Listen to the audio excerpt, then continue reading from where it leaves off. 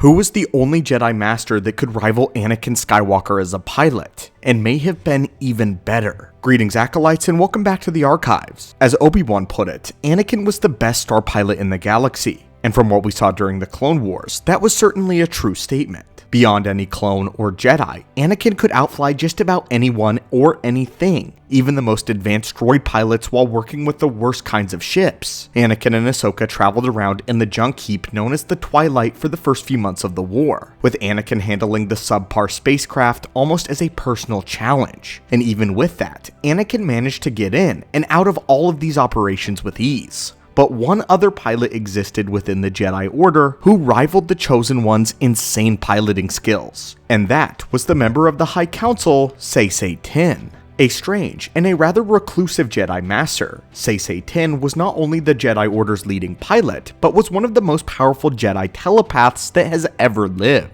In today's Holocron, we are going to be analyzing another one of the Clone Wars Council members to learn the fascinating story behind Saesee's training, and why his telepathy and his piloting skills are on par with Anakin. But before we dive in, if you're enjoying these deep dives into the powers of the Jedi Council members and want to see us make a series out of this, be sure to leave a like and let us know in the comments. But now my friends, let us open the Holocron. Saesee was an Iktachi, a naturally telepathic species from the planet of Iktosh. His people all communicated through each other's minds, and they could enter and understand the thoughts of others. In some cases, they could even view into the future. Mind you, these are the abilities of just an average Iktachi, without them having the abilities to use the Force at all. But when a Force sensitive was born among them, it was an anomaly and was exceptionally rare. Such was the case of Saesee. He was exceptionally powerful among his people, as the boy was able to sense the thoughts of everyone around him instead of just one person at a time. His future sight was far beyond that of his fellow Iktachi, and he was able to see just about everything before it happened. Even his own people found him to be incredibly strange, and therefore they gave him up to the Jedi Order. However, Saesee was not openly accepted by the Jedi either,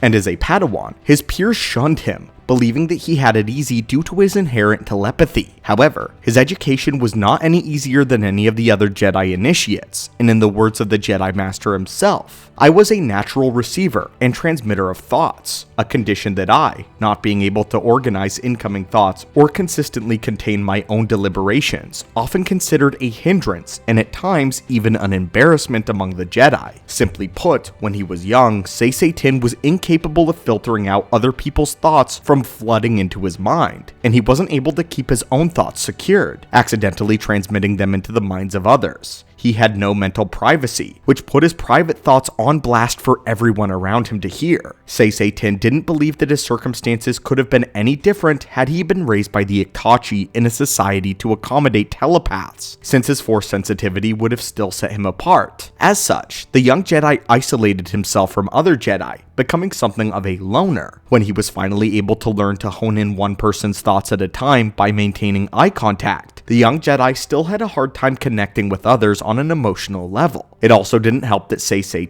rarely ever spoke verbally. Since he was a telepath, talking was a tedious and a redundant affair since he already knew the thoughts of the one that he was speaking to, and could simply tell them his own. Adding to this, he was exceptionally capable in combat because he had a slight edge of being able to read his opponent's movements before they committed to the action. In Saesee's own words, "Even if one fights by instinct and reflex, one cannot stop themselves from emitting monosyllabic thoughts that project their next movement. During my training bouts at the Jedi Temple, my opponents unwittingly revealed their move every time, allowing me that crucial fraction of a moment that enabled me to be the one who would remain standing. Understandably, my fellow Jedi students began to keep their distance from me, believing I was dangerous. Most of his life as a youngling, he was cursed because of his profound mind abilities. This was until it was time for him to be chosen by a Jedi Master. Here, Saesee's life would change forever for the better. Sensing his internal distress, Saesee would gain the attention of Master Omo Bori. Now, Master Bori was an odd species, known as a wool capuchite. These were a mollusk-like species which had no limbs, and did not speak or think like most others do. They moved around and clung to surfaces with their own tongues, and to communicate, they exuded songs through personal magnetic fields. They were often mistaken as pests and thought of as bizarre by other species in the galaxy. In reality though, they were a peaceful and a philosophic species who cared little for technology, and instead pursued the realms of intellectualism. Master Bori, being a member of this species, was force sensitive and made it into the Jedi Order to become a Jedi consular. He found the struggles of Saesee Tiin fascinating and decided that he was the only one to help the young telepath. And he was right. Saesee recalls the time when he met Master Bori for the first time. I had never encountered Wool Calabashite before. Master Omo's cognitive brain, as opposed to the one that controlled his digestive tasks, was so highly evolved and alien from mine that his musings were often indecipherable. To communicate, he used phonemic pulses of energy with syntactic contours in a magnetic field that he exuded and controlled with his tongue. At first I couldn't understand his thoughts or a single word that he said. It was a most refreshing experience. I thought I knew more than I needed to know about telepathy, but Master Omo showed me that I was wrong. He showed me how to use the Force to isolate my own brainwaves, intercept stray thoughts, and screen dozens of minds at once. How to whisper across space, yell without noise, keep secrets, and sift through layers of lies and buried memories to uncover the truth. How to seek out information from the stars themselves, allowing one to astrogate a starship through light speed without a nav computer. What's more, he taught me the meaning of conviction and dedication to the Jedi. Because of the guidance of this strange Jedi, Master Saesee Tiin became so adept at telepathy. As he just stated, he was able to sense his way through hyperspace without needing a computer. His piloting skills soon also became legendary, as he was able to use telepathy to sense the thoughts of his fellow pilots and work alongside them. He was able to do the same to the enemy pilots and formulate master plans to counter their strategies. Tiin was soon put in charge of the Jedi Starfighter Corps, which was revived during the beginning of the Clone War. Eventually he gained a seat on the High Council, as his input was highly valued for its directness and foresight. After Darth Maul was defeated on Naboo, Saesee Tiin was the one trusted to search his Sith ship, the Scimitar. After his investigation, Saesee told Yoda and Windu that the ship was far too dangerous to be allowed in anyone's hands but the Jedi, and that it was alive with the dark side. Saesee also reported that the ship had spoken to him, tempting him with fantastic adventures among the distant stars of the galaxy. Despite breaking away from the ship, Saesee still found his mind dwelling upon it, but he had grown to absolutely hate the dark side more than even a common Jedi.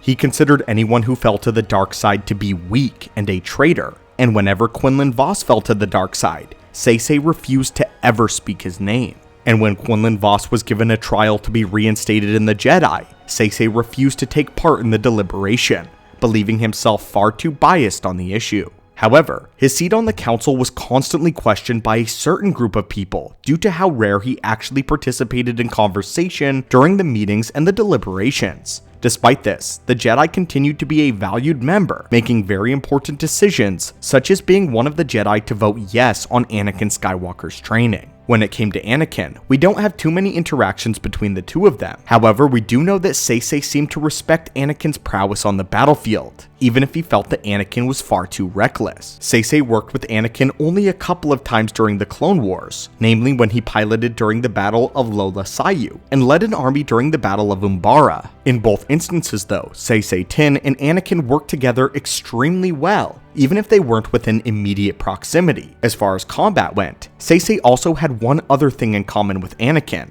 that being Form 5 Gem So, the chosen lightsaber style.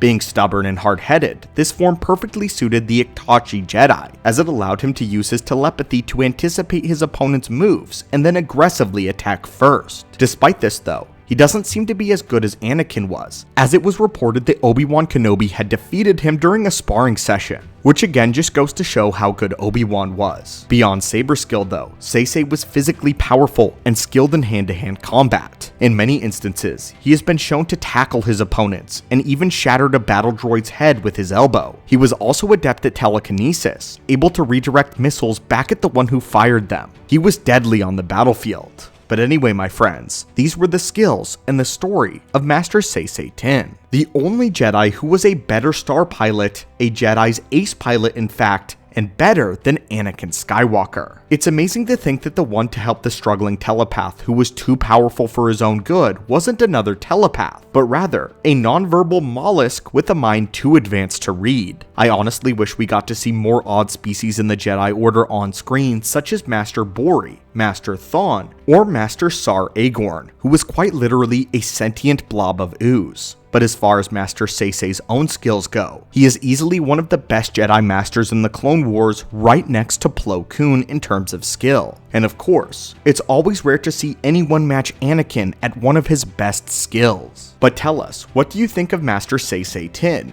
Do you wish we could have gotten a little bit more of him in the Clone Wars? And would you want telepathy for yourself, despite its many pitfalls? Let us know your thoughts in the comments down below on this more obscure Jedi Master. And as always, my friends, may the Force be with you.